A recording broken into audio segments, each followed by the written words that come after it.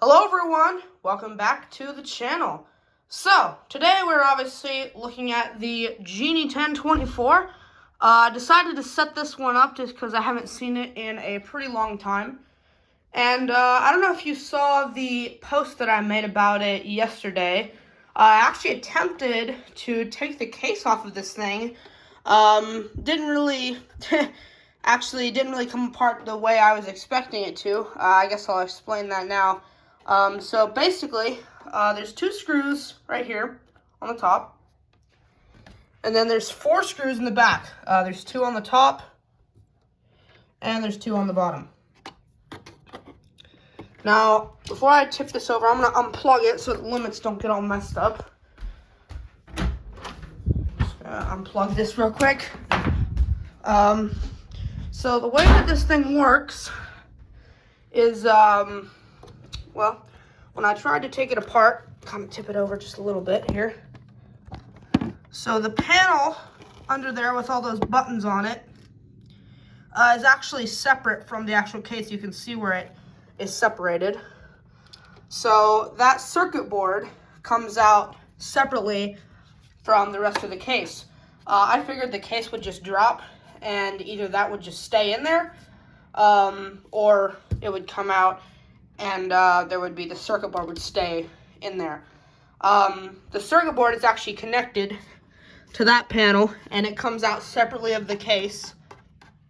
And, well, I can't really take the case all the way off because I can't take it off without taking that circuit board out. So I'd have to unplug all those connections. I don't know if you saw the photo, but the circuit board on there, it's not like a Chamberlain circuit board where it has one, connection that connects into the top. It has many small connections, and I don't really want to unplug all of those. So, yeah, I can't really video this thing without the case, but it was kind of cool to see. It looked like a pretty normal opener, actually. Just had a gear case in there from the motor. Drives the sprocket. Honestly, looks like a pretty simple opener. I'm going to go ahead and plug this back in now.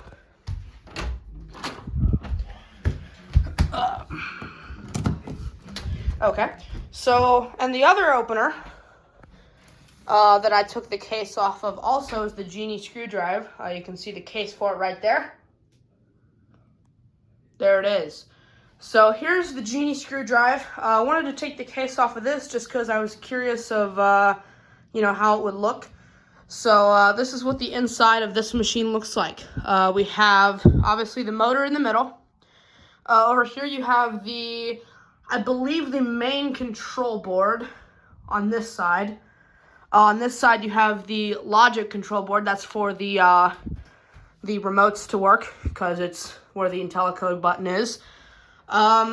This opener is essentially the same as my grandparents' Genie screwdriver, except it has a clutch in the back of here instead of an RPM wheel.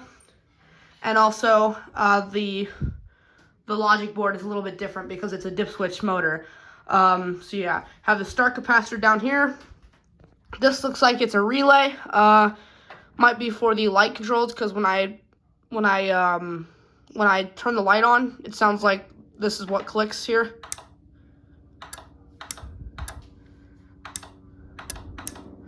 Actually, I can't tell if that's the relay or if that's the actual socket in there.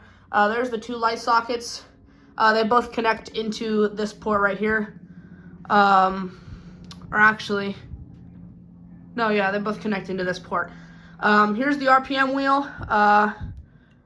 This goes through the motor, through the screw. You can actually turn the screw a little bit by turning this. There's the RPM sensor. Looks very similar to, like a LiftMaster sensor. The wheel is just slightly different, but it's overall the same. And just some other wiring. There's your terminals. So yeah, let's go ahead and give this a run. We'll run it from the wall control here, and here we go.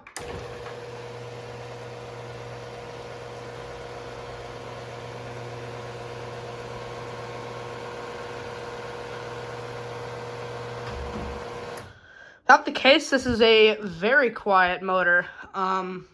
and I really like it. So, yeah, here's the carriage.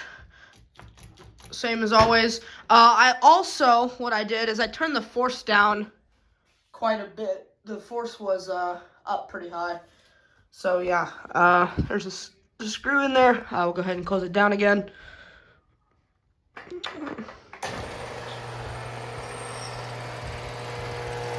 Well, that actually sounds like that's the RPM wheel squeaking. Wonder how tight this screw is. If it needs to be tightened at all.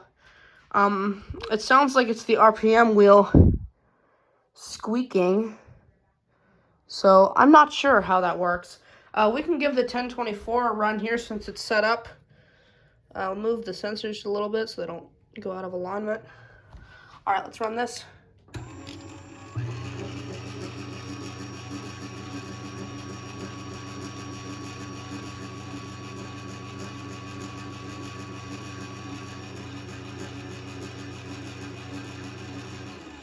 Extremely quiet machine. I've tried to shoot this video like 4 times. The limits keep getting messed up. That's why I unplugged it. So, yeah, I guess we'll run this back down. We'll run it with the remote, too. Here we go.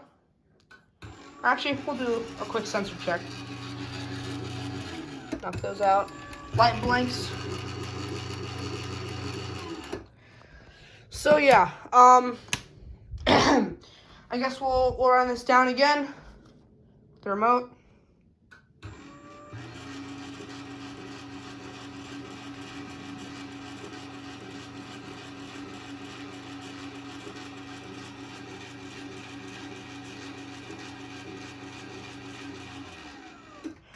All right, now we will demonstrate the force on the Genie screwdriver. Whoops, I'm gonna put this about right here. And we're just gonna run it until the carriage comes into frame. Clip there. So this thing, you just yank it, and it stops pretty quickly. The downforce also works.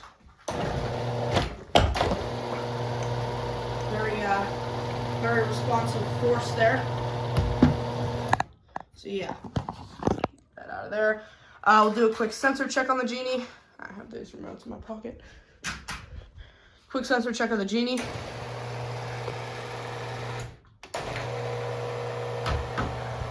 And this motor does not blink at all.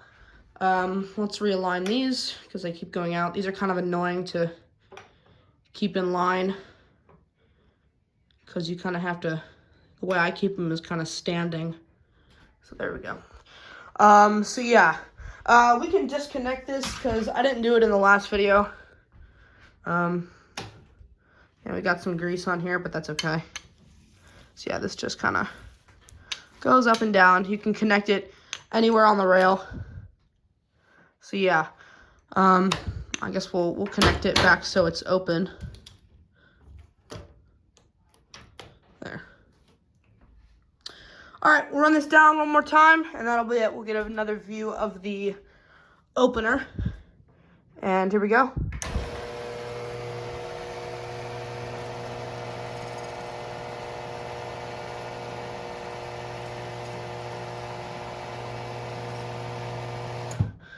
So yeah, there's the Genie screwdriver. That's about it. So thank you guys so much for watching. Comment, like, and subscribe, and I'll see you in the next one. Peace.